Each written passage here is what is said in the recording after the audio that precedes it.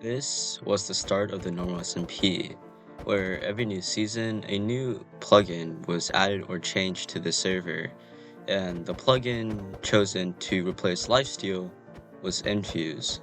So I made it my mission to get an effect and to not die.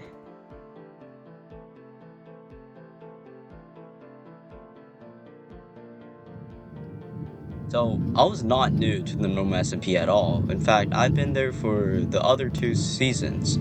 There were 4 seasons total, and I was there for season 2 and 3. However, both seasons I went inactive after like 2 weeks. So this season I wanted to change that. And for that to happen, I needed a base. And a base that wasn't going to be found because I quit literally because my bases were found. I wasn't trying to make a new one. So yeah, with that being said, part 1, the base making. To start off the server on day 1, I ran to the village and grabbed some carrots so I could use them in a villager beater later in the base that I was going to make. Then met up with my teammate at a village not too far away from spawn and decided to go to the ocean and search for an underwater cave. However, we couldn't find an underwater cave, so we decided just to dig straight down and hope we ran into one, and eventually we did find a cave.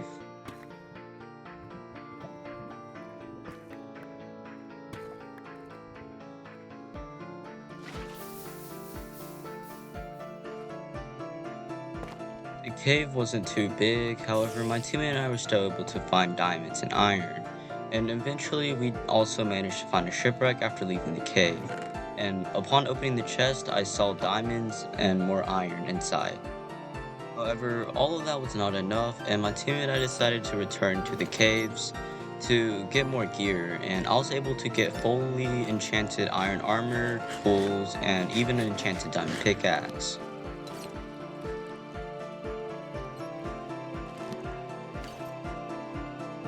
While leaving the cave, I was also able to hit this sick bridge. After a long time, my teammate and I were able to find a village, and after a while of searching, we found a great area to dig them down and put them in a safe area underground. After securing the villagers, my team and I started carving out the area that I would use to make the villager breeder. After carving out the area, I started to make walls and borders to mark out different sections of the villager breeder since we did not have all the materials needed to finish the villager breeder. After some trial and error, we were finally able to get the villagers into the villager breeder and also finish the entire thing. This meant we were able to get infinite villagers, and infinite villagers means infinite gear and also infinite iron farms. After building the villager breeder, my teammate and I started to set up a string duper, and we eventually got it to work. Having infinite stringmen, we could trade with the fishermen for unlimited emeralds, and after building the string duper, I started to carve out an area that was meant for the villagers and the zombie part of the iron farm.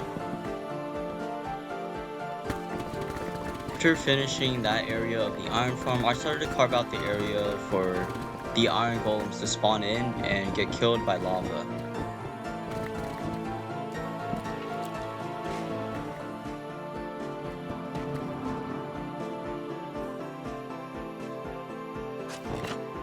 After finishing the top part of the iron farm, I started to bring in the villagers and the zombies so the iron farm could finally start working.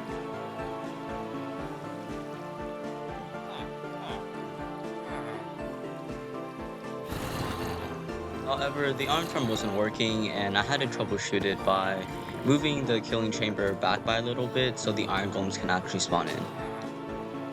After AFKing for a while, a iron golem finally spawned in, and that meant the iron farm was working, and I could finally leave my teammate to AFK it.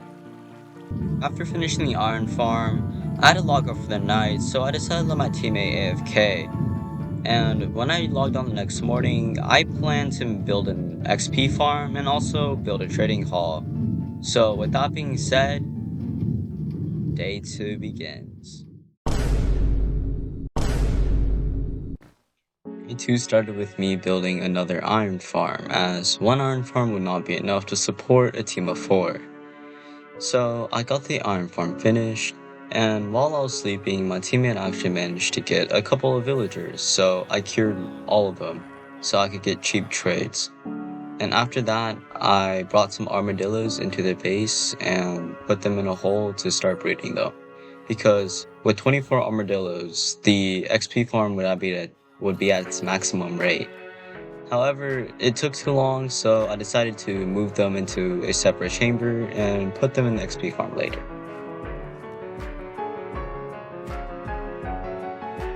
I soon found myself at spawn because my teammate had just logged on for the first time on day 2. I decided to stay at spawn for a while, and then I decided to take my teammate back to the base, where Kanji and I were working on the villagers.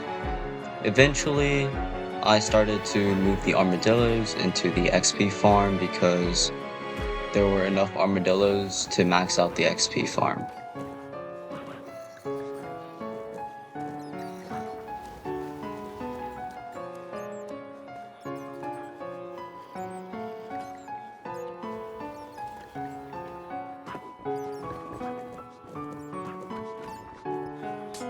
I then started to build a mechanism that would splash the armadillos with infestation potions because the armadillos would spawn silverfish when they take damage on the campfire, which you could then kill with a sword and get XP from the silverfish. I then brought a zombie into the XP farm because it was needed for the XP farm to actually work. We then tested the XP farm and it worked perfectly, so we can now move on to the next project. So after I finished building an XP farm, my teammate and I wanted to get some effects because this is the infused SMP after all. However, the first effect we wanted to get was the feather effect because it seemed pretty easy to craft. However, we decided to skip over it because we had no luck getting any heavy cores. So the next effect we settled on was the fire effect because it mostly just needed nether materials and we could craft one. However, we also scrapped that idea and eventually settled on crafting the heart effect, which had an augmented effect, which is just the normal effect but better and with a faster cooldown. So my team and I decided to start a raid to get enough totems to craft the heart effect.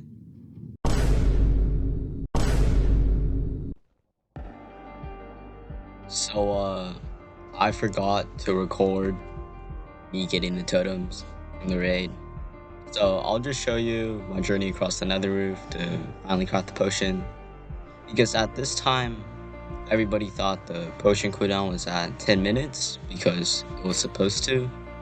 However, it took 10 seconds, so my teammate and I spent all the time running across the nether roof for no reason.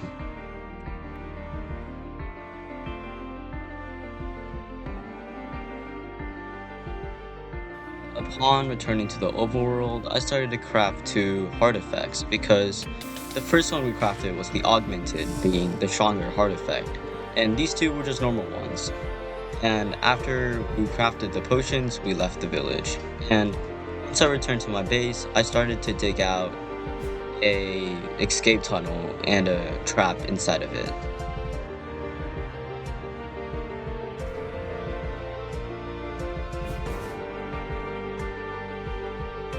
Later, I found myself at spawn because I had nothing to do, my teammate had logged off, and I just stood around doing nothing until one of the players started getting killed.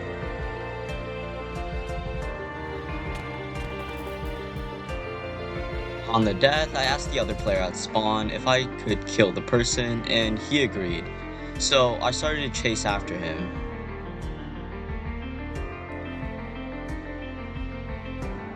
I didn't get really far because I had better gear than him, and I managed to kill him. However, this put a target on my back because everybody knew he was at spawn, and since I killed him, they knew I was at spawn. And I had only recently gotten the augmented heart effect. And sure enough, while I was talking to the other players at spawn about what had happened, the strongest player on our server, just Iroh, showed up to spawn to kill me.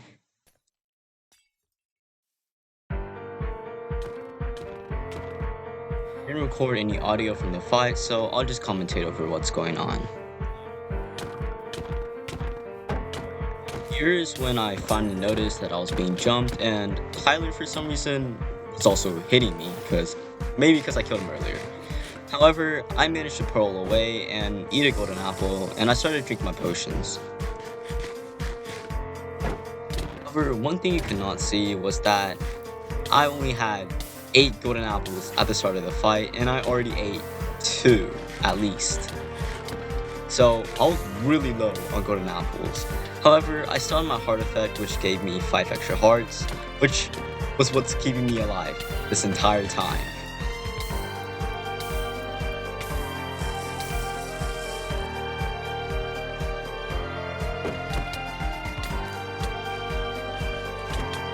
One thing I do know about this fight is that I was not going to win.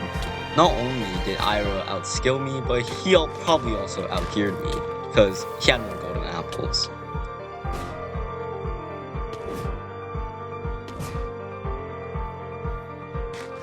The only thing I could do now was find a way to escape. However, I did not have any effects that could help me run away, like the ocean or feather effect.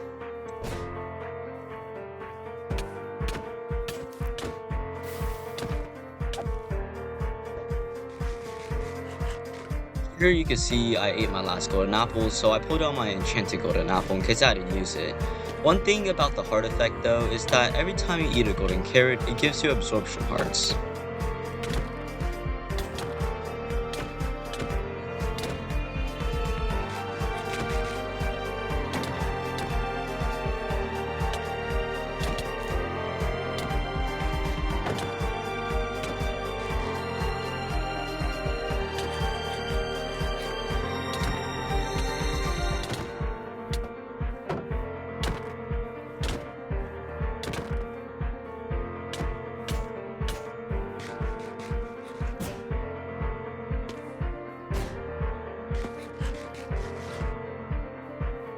While running towards the village is when I finally realized that Iroh's teammate, Snipes, has shown up. And I know I was not beating Iroh by myself, and with his teammate showing up, I know this was a losing fight, so I had to run away.